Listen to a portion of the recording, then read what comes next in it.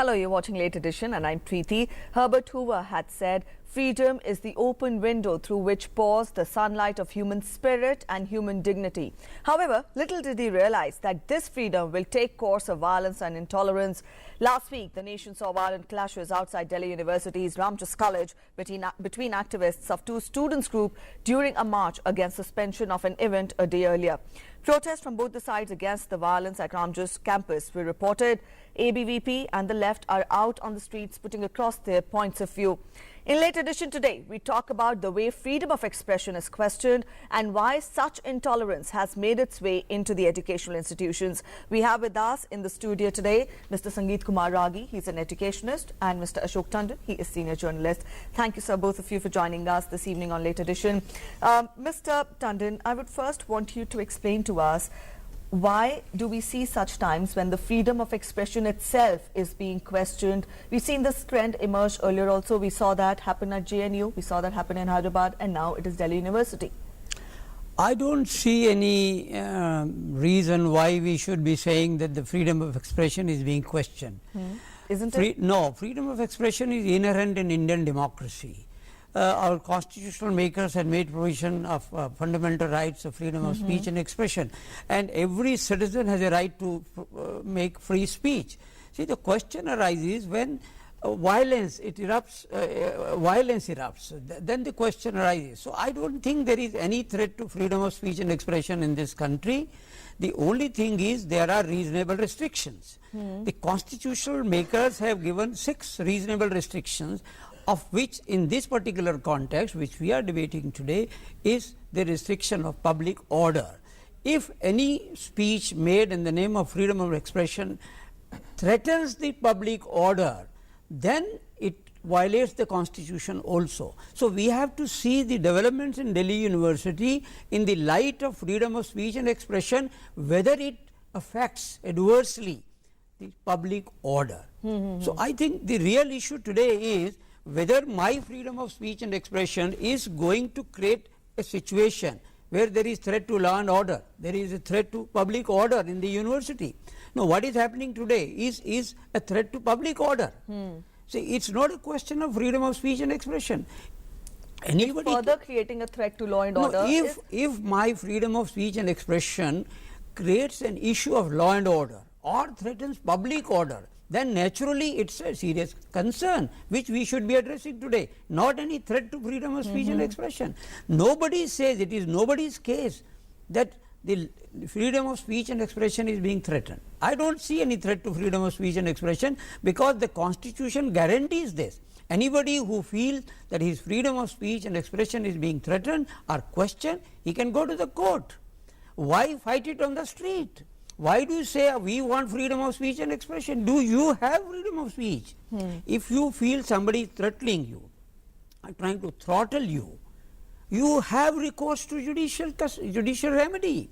So I don't understand, whatever is happening in Delhi University today is mainly politically motivated. Some political groups are, I will not even rule out, because there are elections in certain states, and therefore the whole issue is being politicized. Delhi University is known for peaceful existence. All of us have passed through Delhi University. Now this new trend in which, in the name of threat to freedom of speech and expression, if you resort to violence, that of course is not acceptable. Does this mean, Mr. Ragi, that there has to be a limit, or in fact, is there really a need, and where do we limit the fundamental rights, as has been put by Mr. Tandon? A step forward, if we think about it, what is the limit to the fundamental rights? Look, no fundamental rights are absolute rights in the Constitution. Yes. As Mr. Tandon told, that every fundamental right is coming with certain limitations. Yes. So even in this case, right to free speech, right to express yourself, that is also coming with some limitations. Public order, morality, then integrity of the country. These are the provisions of the Constitution. The point is that you will have to look at the larger pattern. That who are raising the voice of dissent, right? You find Hyderabad University, you find JNU, then in Delhi University, in Jadavpur University. If you remember, The similar kind of violence were there in 1999 and when the NDA government was in power last time. That time the issue of saffronization was raised, you know, like slogans of saffronization that they were creating hue and cry in all the universities like central universities, which have been the left bastion, you know. Right. Where the left has been a dominant force academically in the academic institution, you will be finding that there this kind of voices have been coming out. So I would be calling that this is not a voice that has come from the grassroots. It is a manufactured dissent. It's a fabricated one. It happened in JNU, then it is happening in Delhi University. The point is that nobody stopped Umar Khalid to speak by force. Ultimately, even Baba Ramdev was stopped in JNU, right? Isn't it like that? Yes. And what was the reason behind Baba Ramdev being prevented from speaking at JNU? The argument was that his arguments are unscientific. He was supposed to speak on Vedanta. The student of the SFI and the student of the ISA, they carried the flag of protest against Baba Ramdev, and they said, they threatened the Vice Chancellor that if Baba Ramdev is invited to speak at the Vedanta seminar over there at campus, then he will have to face the resentment, the resentment of the students and the protest in the all over the campus. The point is that there they protested against the visit of a particular person, right? Khalid Umar has every right to speak out his voice of opinion, whether it is about Kashmir or about the Bastar. But those people who feel that the Khalid Umar is facing also the charge of sedition in the court of law of the country, and he is the one who has been raising the voice against the partition of the country, multiple cuts to the country, the nation. The point is that the other people who are very hurt by such kind of utterances, they also have the right to protest against. The problem is then when under the pressure or whatever the circumstances, there's a matter of investigation.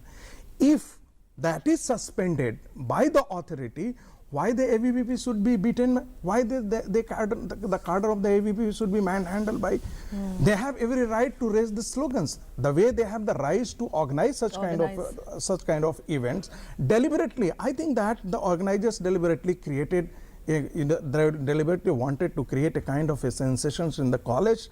Otherwise, you know, there was no point of inviting Umar Khalid to speak on such an academic seminar. He is not a man of academic repute. He is not a person of academic brilliance, so that he should be coming to the Ramjas College and speak out, address the gatherings over there. So the point, even if it is not, I am saying that he should be invited. But the point is that the others should also have the right to resent. That's the point. And their right to resent should be as much respected as others have the right to express themselves. Right. Second point, what I'm trying to say, that look, why it is happening in JNU, why it is happening in Hyderabad University. You will see a pattern, and I would be saying that these institutions have been the bastion of the left ideology. Ever since Ever since the BJP has come into power, right, the secularism, this is the issue, secularism, right to dissent, right to freedom of expression, these are the words which they have coined that give them space to condemn the BJP government at the center, to denigrate the image of the government. That is the whole precise. So I would be saying that it is completely politically motivated and completely politically fabricated issue. Mr. Tandon, how do you view this politicization of this issue, in the sense that why are colleges, universities, which breed young minds, and you know, we've seen many of the Indian leaders also who have been passed out of these universities of the country, they are leading the nation in a way. Why are such institutions, such colleges becoming the breeding ground for such intolerance, in the sense, we'll talk of the politicization of the issue. On one hand, we have, you know, encouragement of the freedom of expression, the freedom rights. At the same time, we also have political parties backing such viewpoints. So what is your take on it? How far will it, you know, does it have a bearing on the whole issue? Is it because some political factions, some political parties are somewhere weakened by the force of the ballots and they're resorting to universities and colleges. Why is it so? No, I don't think so. See, the thing is that universities are, as you said, they are the training ground for Yes. budding politicians. There is nothing wrong in it, and there is nothing wrong in it even having a political wing of a particular party in university. The thing is, by and large, I would say 90% of the students are least bothered about the politics. Even if you see the whatever is going on in Delhi University, 90% students, they want peace, they want to they want to have studies, Normal routine. yeah, normal routine. They also don't mind the political the student wings of political parties having their activities on the campus. The problem arises only when there is violence. So, in first time I am seeing in Delhi University after a long time, I would even not remember when there was violence in Delhi University last. Delhi University is known for its peaceful atmosphere. That is why students from all over the country come to Delhi University. No, but if handful of people, they want to create violence or disruption in studies, I don't think the students by and large would like it. But at the same time, there is absolute fairness in having a political awareness among the university students. You can have seminars, you can have even political activity by the student wings of different political parties. But all that has to be in peaceful manner. So, problem arises all over the campuses. Wherever there have been problems have arisen because of violence, not because of anything. So, as my friend was also saying, the term dissent, no, it denotes as if the freedom of speech is being throttled. No, we are a democracy, we are governed by the Constitution. Constitution guarantees the right of freedom of speech to every citizen, and every citizen is enjoying it. And therefore, there is no reason why should we resort to violence. So, ideas have to be confronted and not the people. Yeah, you can confront, have debate, Yes. which we normally allow and we see. Yes. So, I am very sorry that in Delhi University, which is very unfortunate, a situation is being created as if Delhi University is no longer a place to study. It is perhaps the most peaceful university where 99% students, they want to study. Some people want to have political activity, they are free to have, there are elections, people do take part in it, but violence is unacceptable. Not at the cost of violence. All right, we'll take that thought forward again. But at present, we're heading for a short commercial break. You're watching Late Edition. Stay with us. Today, we're discussing violence in educational institutions. जब जेब में पैसे नहीं है तो auto का कौन देगा? भीम देगा। सिंपल है। यूपीआई पिन सेट करो, भेजो और डन। 1 2 3 भीम ऐप डाउनलोड करें, पर अपने मोबाइल नंबर को बैंक खाते से जोड़ना ना भूलें।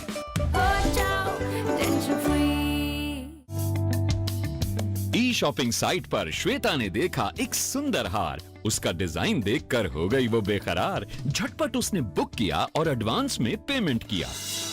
लेकिन ये क्या? ये नहीं था वो हार जिससे श्वेता को हुआ था प्यार। शॉपिंग साइट के इस व्यवहार से श्वेता तो हुई हैरान परेशान।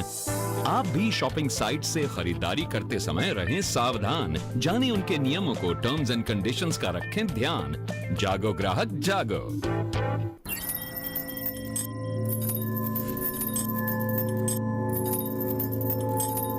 सफलता के लिए चाहिए बंधनों से मुक्ति।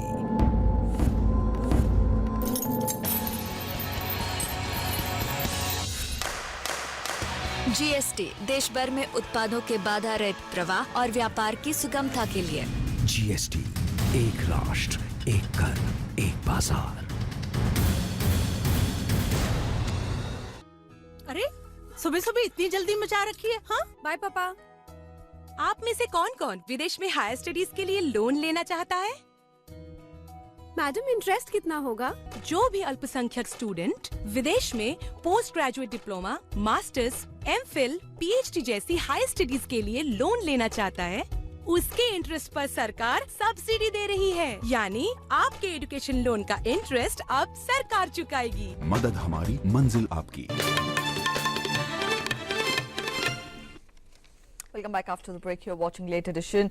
Today in Late Edition, we're discussing violence in educational institutions. We're joined in by two guests in our studio. We have Professor Sangeet Kumar Ragi.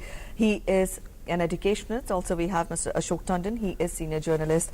Mr. Ragi, we've seen how a girl has become the center of this fiery issue in the sense that she has been trolled on social media. So I would want you to give in your reactions as to how far does the social media have a role in the issue. We've seen how it has been snowballed, and does somewhere social media also has a responsibility?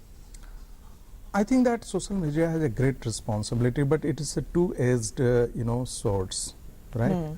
So in a way it broadened the framework of democracy. It broadened the participation of in the democratic process, because more and more people are now on the internet. They have access, they comment on the issue, they reflect their opinion, but at the same time there is no agency which is to monitor the social media. So it goes away most of the times. But at the same time, what do you find that there is no need to condemn the social media, because you look, the young generation will be having access to the social media. They will be reflecting their opinion. The point is that both sides of opinion should come. That should be the only thing that needs to be taken care of. That no abusive language, nothing that goes against the interest of the nation. This some of the freedom of expression need to be monitored and checked. Some agencies should be created which could monitor the working of the social media. This is the time has come now, because we have seen that it is the social media which has created riots in some of the states last year. It was only on the social media that created a kind of a sensationalism which otherwise would have not created at all. So here also, in this case also, we find that the girl is posting that the father was killed by a war and it was not by the Pakistan. It was not needed at all. So I think that she has also withdrawn. But at the same time, that also should not be taken that and the entire brand of the ABVP is something which is indulged in the violence, or the entire brand of other forums like ISA or SFI is indulged in the violence. On both sides you will finding that the voices of sanity are there. I think that they need to be taken care of, and the role of the academic institution comes into play. If there is politicization of academic institution, if there is ideological impregnation of minds of the young people, then such kind of trouble will breed in times to come also. We cannot check it, because what happens that the moment you train the mind of the students along a certain ideology, then you are creating cadres, you are creating activists. You are not training, you are not opening, but you are closing the minds of the students. The job of the teacher is not to close the mind of the student. The job of the teacher is to open the mind of the student. But this mechanism which you're talking of... Unfortunately, what is happening is that in some of the academic institutions, such kind of ideological impregnation of the mind has been taking place. Why the JNU has come out to be a bastion of one sort of ideology? Why Hyderabad Central University has come out to be a bastion of only one kind of ideology? It means that there has been a dialogue within a particular ideology. There has been no dialogue across the ideologies.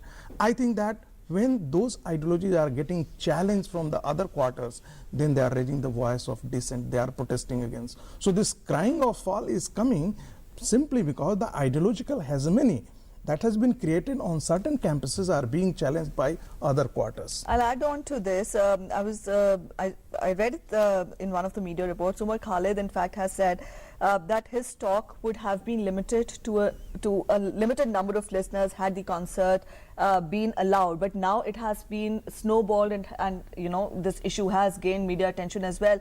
So there is no excuse and there is no reason to justify this. Added to that, you're talking of this mechanism which has to be put in place. So when the very idea of India is threatened, is it really that easy to put forth this mechanism which you're talking of? Look, the idea of India can be multiple. It's a subjective issue. There is no objectivity as far as idea of India is concerned. We can have 10 people and then 10 people can have 10 voices. But the point is that those voices of expression of the idea of India should not lead into physical violence among the people who are talking about the idea of India. Everybody has everybody has got the right to express his idea of India. It cannot be the idea of India. That means one set of ideology is saying that this is the idea of India and this is absolute truth in itself. This should not get any kind of a challenge from the other quarter. Suppose the right wing or the left wing ideology has a particular idea of India, that then the right wing ideology also have a right, kind of idea of India. It doesn't mean the right wing ideology is completely true and the left wing ideology is completely true. When they are talking that absolute, as if they are talking about something absolute truth which cannot be challenged. If there is a challenge coming from the other kind, you cannot, so then you are completely wrong. So there needs to be a dialogue. Right. Yeah, and academic institutions primarily are meant for this. They are to engage into kind of exchange of ideas. Right. All right, we'll continue this thought, but at present we're again heading for a short commercial break. Keep watching Late Edition. जब जेब में पैसे नहीं है तो auto का कौन देगा? भीम देगा। सिंपल है। यूपीआई पिन सेट करो, भेजो और डन। 1 2 3 भीम ऐप डाउनलोड करें पर अपने मोबाइल नंबर को बैंक खाते से जोड़ना ना भूलें। मैं ये नहीं पूछूंगा कि आप शौच के लिए कहां गए। मैं ये भी नहीं पूछूंगा कि अगर आप खुले में शौच के लिए गए तो क्या आपने अपने बच्चे की जान को खतरे में डाला? क्या आपके गांव की बच्चियों को खुले में शौच करते हुए किसी ने बुरी नजर से देखा? आप खुद समझदार हैं, सक्षम हैं। आप ये तो जानते ही होंगे कि हमारे देश में 70,000 से ज्यादा गांवों के लोगों ने खुले में शौच की प्रथा को खत्म कर दिया है। गांव के बच्चे, महिला, पुरुष सब इस लक्ष्य में जुटे। निगरानी समितियां बनी जिन्होंने खुले में शौच कर रहे लोगों को समझाया, शौचालय बनाया, उनका इस्तेमाल करना सिखाया। क्या आपका गांव भी बनेगा खुले में शौच से मुक्त? आइए स्वच्छ भारत अभियान से जुड़िए। अब नहीं तो कब? ये दवाएं जल्दी प्लीज, जल्दी कीजिए। तुमने बिल तो लिया ही नहीं। अरे जल्दी में हूँ ना। पक्के बिल के बगैर सामान की घटिया या नकली पाए जाने पर ना तो उसे बदल पाएंगे, ना ही किसी तरह की कानूनी क्षतिपूर्ति ही मिलेगी। दवाएं और खाने पीने की चीजें नकली होने से तो जिंदगी भी खतरे में पड़ सकती है। सही बात है, आप बिल दीजिए।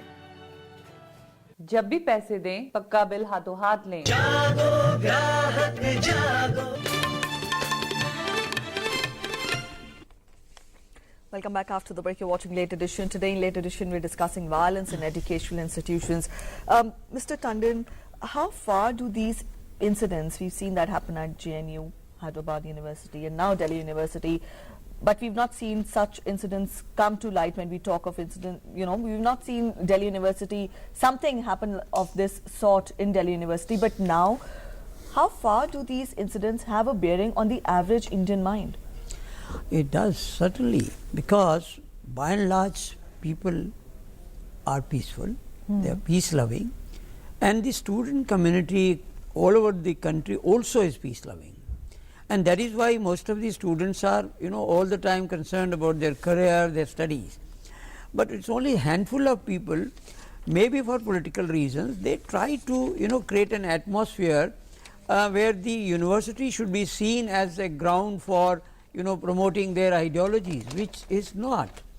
You can, have debate on political issues, non-political issues, social issues, but as I said, it is only violence when the problem arises. So therefore, if there is violence on the campuses, wherever it occurs, it has a bearing on the mind of the people. People dislike it, they hate it, and they want educational institutions should be free from all these things. As I said earlier, democracy provides for a debate on every issue, ideological or otherwise, and universities should be a forum where there should be a debate on every issue, social and economic and political.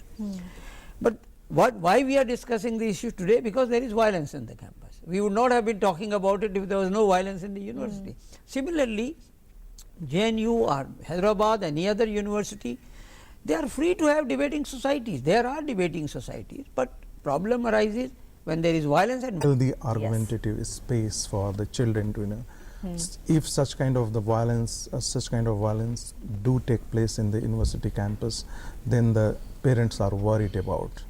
In fact, the younger generation won't like to be part of Delhi University or even the JNU if such kind of a violence do take place. Last year also, when the JNU was at boil, then we found that so many parents were saying that they won't be sending their children to JNU, and they came to know about our different facets of JNU. Then they were very horrified that, oh, is this the culture of the JNU where we send our children for training of their mind, that they come out to be the best citizen of the country.